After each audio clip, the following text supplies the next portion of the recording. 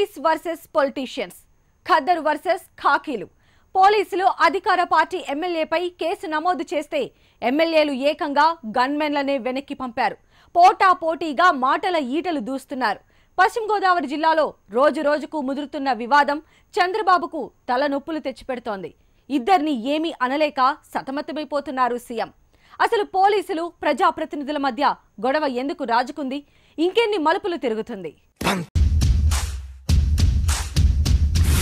పశ్చిమ గోదావరి జిల్లాలో అధికార పార్టీ ఎమ్మెల్యేలు, జిల్లా పోలీసుల మధ్య వారు ఇలాగే ఉంది. సమాజంలో కీలకమైన ఈ ఇద్దరి మధ్య నువ్వా నేనా అన్నట్టు కేసుల యుద్ధం నడుస్తోంది.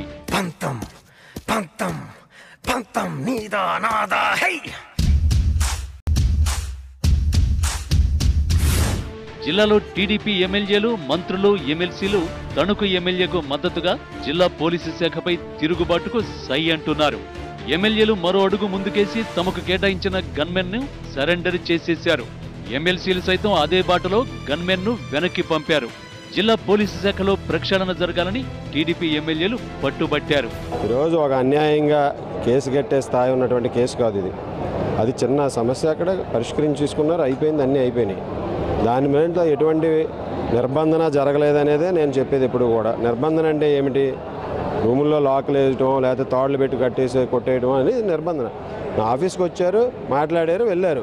దీని మీద అనవసరమైన రాద్ధాంతరం చేసి ఏదో ఒక నా మీద ఏదో కుట్ర జరిగిన విధంగా కూడా ఈ కేసు పెట్టడానికి ప్రయత్నించారు. ఈరోజు పెట్టారు ఆ విధంగా. మరోవైపు ఎమ్మెల్యేను అరెస్ట్ చేసే వరకు పోరాటం కొనసాగిస్తామంటూ Andhra Pradesh police officers association demand చేస్తోంది.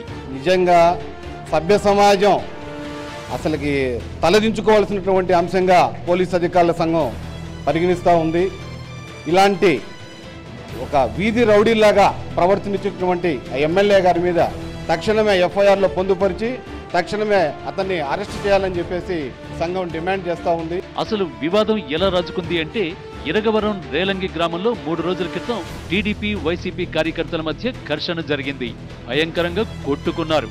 వీరిలో వైసీపీ నేతలు ఘటనా స్థలం నుంచే నేరుగా ఇరగవరం పోలీస్ స్టేషన్ కు వెళ్లి ఫిర్యాదు చేయగా, అటు టీడీపీ నేతలు తణుకు ఎమ్మెల్యే అరిమిల్లి రాధాకృష్ణ దగ్గరకు వెళ్లి పంచాయతీ పెట్టారు.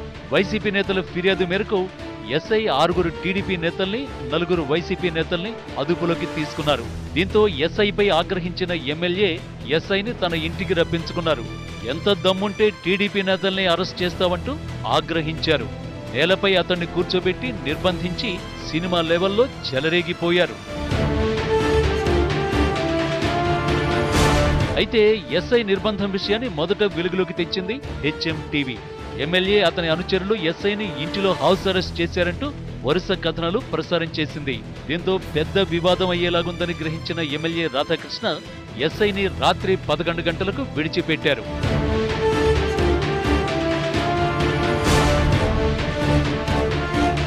కానీ అంతటితో వివాదం సమసిపోలేదు. హెచ్ఎంటీవీ కథనాలపై ఆంధ్రప్రదేశ్ పోలీస్ ఆఫీసర్స్ అసోసియేషన్ స్పందించింది. ఎమ్మెల్యేను అరెస్ట్ చేయాలని డిమాండ్ చేసింది. అటు తనను నిర్బంధించారంటూ ఎస్ఐ కూడా ఎమ్మెల్యేపై సెక్షన్ 342, 353, రెడ్ విత్ 34 కింద కేసు పెట్టారు. దీంతో మరింత ఆగ్రహించిన ఎమ్మెల్యే తర్వాతి రోజు ఏలూరు సంస్థాగత ఎన్నికల కార్యక్రమానికి దాదాపు 100 కార్లతో వెళ్లి బల ప్రదర్శన చేశారు. జిల్లా ఎమ్మెల్యేలందరినీ ఏకం చేసి పోలీసు యంత్రాంగంపై తిరుగుబాటు ఎగరేశారు. గన్మెన్ ను వెనక్కి చేశారు. ఎస్పీని బదిలీ చేయడంతో పాటు మొత్తం జిల్లా పోలీసు యంత్రాంగాన్ని ప్రక్షాళన చేయాలని 12 మంది ఎమ్మెల్యేలు ఎలుగెత్తారు.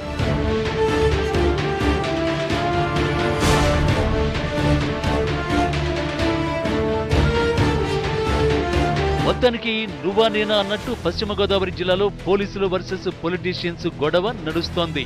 2 వర్గాలు ఏమాత్రం మెట్టు దిగకపోవడంతో సీఎం చంద్రబాబు నాయుడు తల పట్టుకుంటున్నారు.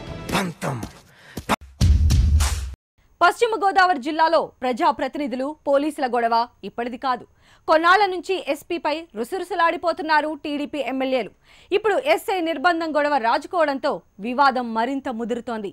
మరి ఈ ఈగో వార్లో ఎవరిది పైచేయి అవుతుంది? చంద్రబాబు ఎలా పరిష్కరించబోతున్నారు? జరగబోయే పరిణామాలేంటి?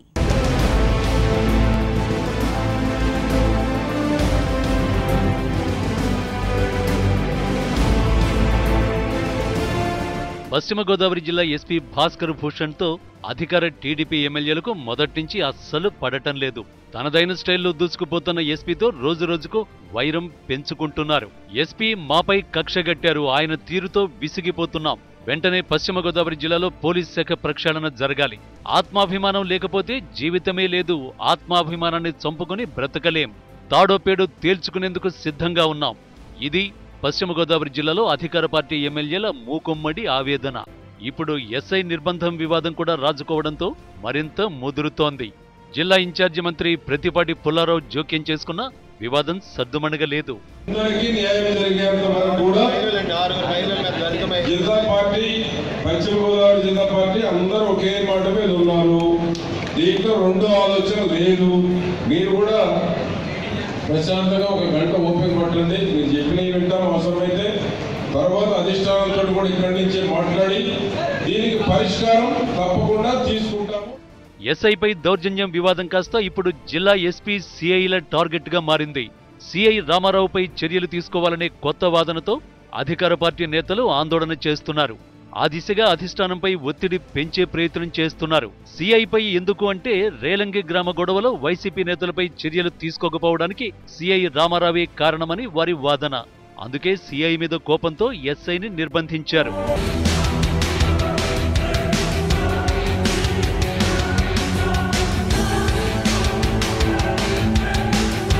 వివాదాన్ని పరస్పరం చర్చించుకుని పరిష్కరించుకోవలసిన నేతలు ఇప్పుడు ఒకరిపై ఒకరు ఆధిపత్య పోరుతో వివాదాన్ని పెద్దది చేస్తున్నారు.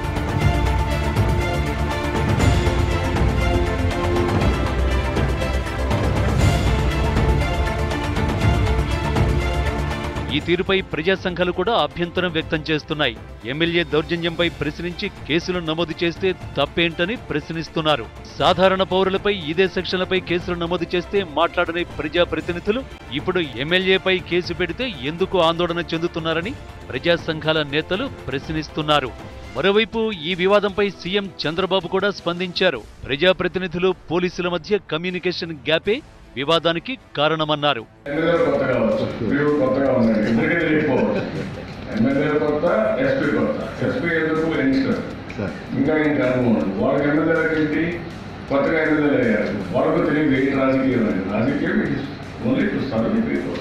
జిల్లా ఎమ్మెల్యేలంతా మూకుమ్మడి ఆందోళన చేయడంతో ఎస్పీ సిఐల బదిలీ రేపో మాపో ఉండబోతోందని తెలుస్తోంది. కానీ ఎమ్మెల్యేల తీరుపై జనంలోనూ ఆగ్రహం వ్యక్తమవుతోంది.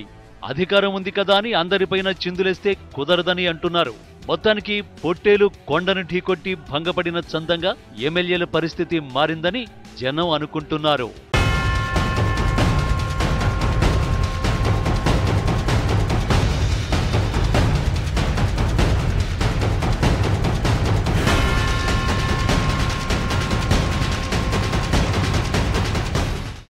ఇది వాల్టి బిగ్ స్టోరీ. నమస్తే.